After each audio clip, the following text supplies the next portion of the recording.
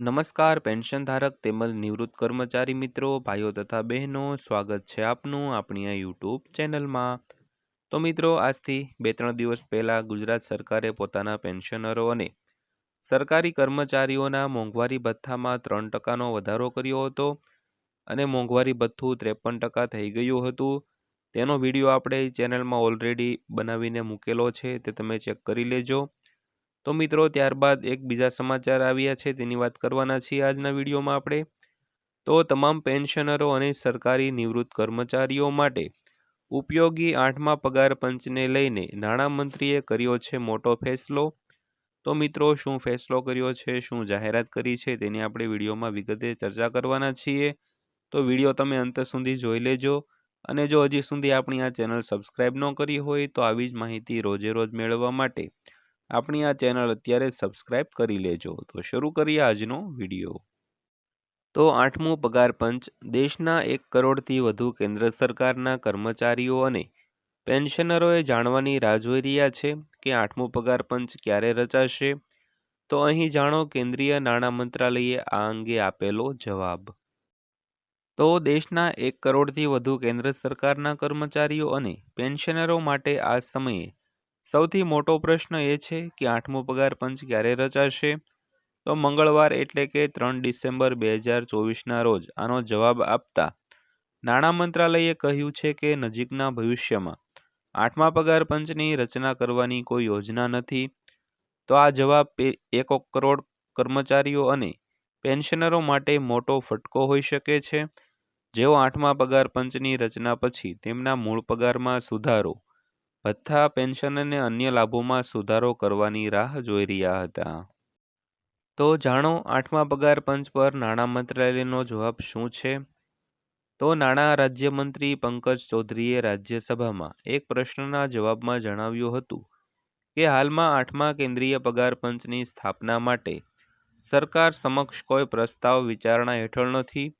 તો રાજ્યસભાના સાંસદો જાવેદ અલી ખાન અને રામજીલાલ સુમને પૂછ્યું કે શું કેન્દ્ર સરકાર 1 ફેબ્રુઆરી 2025ના રોજ રજૂ થનારા કેન્દ્રીય બજેટ 2025-26માં નવા પગાર પંચની જાહેરાત કરવાનું વિચારી રહી છે। વાસ્તવમાં 7મા પગાર પંચે પગાર માળખું, ભથ્થા અને પેન્શનમાં સુધારો કર્યો હતો અને પગારની સમાનતાને પણ પ્રાથમિકતા આપી હતી। ત્યારબાદ કેન્દ્ર સરકારના તમામ કર્મચારીઓ અને પેન્શનરોમાં સકારાત્મક ફેરફારો જોવા મળ્યા હતા। આ પછી 8મા પગાર પંચને લઈને માંગણીઓ આગળ આવી રહી છે અને કર્મચારીઓ અને પેન્શનરો લાંબા સમયથી તેની રચનાની રાહ જોઈ રહ્યા છે। તો 8મું પગાર પંચ અપડેટ। 8મું પગાર પંચ ક્યારે સુનિશ્ચિત થયેલ છે। તો સામાન્ય રીતે કેન્દ્ર સરકારના કર્મચારીઓના પગાર, ભથ્થા અને સુવિધાઓનું મૂલ્યાંકન કરવા અને તેમાં ફેરફાર માટે સૂચનાઓ આપવા માટે દર 10 વર્ષે કેન્દ્રીય પગાર પંચની રચના કરવામાં આવે છે। આ માર્ગદર્શિકા ફુગાવાના દર અને અન્ય બાહ્ય પરિબળોને ધ્યાનમાં રાખીને જારી કરવામાં આવે છે। 28 ફેબ્રુઆરી 2014ના રોજ ભૂતપૂર્વ વડાપ્રધાન મનમોહન સિંહે 7મા પગાર પંચની રચના કરી અને તેણે 19 નવેમ્બર 2015ના રોજ તેના પરિણામો રજૂ કર્યા। તો 7મા કેન્દ્રીય પગાર પંચની ભલામણો જાન્યુઆરી 2016માં કરવામાં આવી હતી અને 10 વર્ષની દ્રષ્ટિએ 8મું પગાર પંચ 1 જાન્યુઆરી 2026ના રોજ લાગુ થવું જોઈએ। તો નવા વર્ષમાં કેન્દ્રીય કર્મચારીઓ માટે એક મોટા સમાચાર આવી શકે છે। હાલમાં કેન્દ્રીય કર્મચારીઓનો લઘુત્તમ મૂળભૂત પગાર 18,000 રૂપિયા છે, પરંતુ મોદી સરકાર 8મા પગાર પંચ હેઠળ તેને વધારીને 51,480 રૂપિયા કરી શકે છે। તો આ ફેરફારથી કર્મચારીઓને બમ્પર પગાર વધારાનો લાભ મળશે મિત્રો।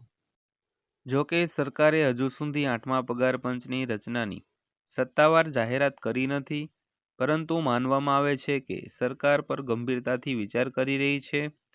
જો આ વધારો થશે તો ફિટમેન ફેક્ટરમાં વધારાને કારણે કર્મચારીઓનો પગાર આપોઆપ વધી જશે।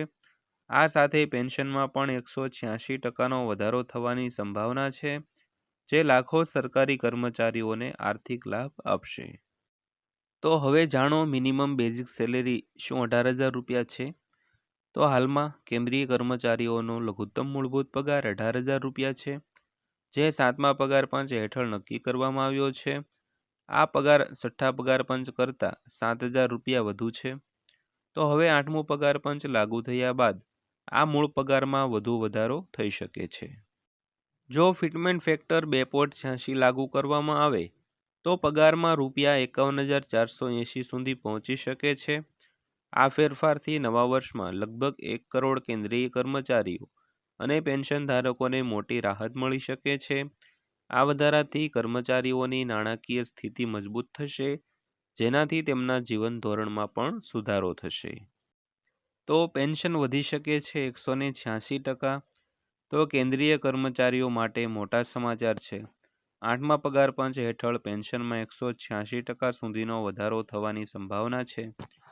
જો આ વધારો લાગુ કરવામાં આવે તો પેન્શન રૂપિયા 9,000 રૂપિયાથી વધીને 25,740 રૂપિયા થઈ શકે છે. જો કે સરકારે હજુ સુધી આ અંગે સત્તાવાર જાહેરાત કરી નથી, પરંતુ પેન્શનરો આ નિર્ણયની આતુરતાથી રાહ જોઈ રહ્યા છે. તો national council of joint consultative machinery એટલે કે NCJCM એ જુલાઈ અને ઓગસ્ટ 2024માં પેન્શન વધારવા માટે મેમોરેન્ડમ સબમિટ કર્યું હતું. તો સરકાર સાથે આ મુદ્દે ચર્ચા કરવા ડિસેમ્બરમાં બેઠક યોજાય તેવી શક્યતા છે મિત્રો. તો મિત્રો આ છે આજની માહિતી પસંદ આવી હોય તો વિડીયોને લાઇક કરજો અને રોજે રોજ આવી જ માહિતી મેળવવા માટે આપણી આ ચેનલ પણ સબસ્ક્રાઈબ કરી લેજો. તો ફરીવાર પાછા મળીશું એક નવા વિડીયો સાથે. ત્યાં સુધી સૌને જય હિન્દ, વંદે માતરમ.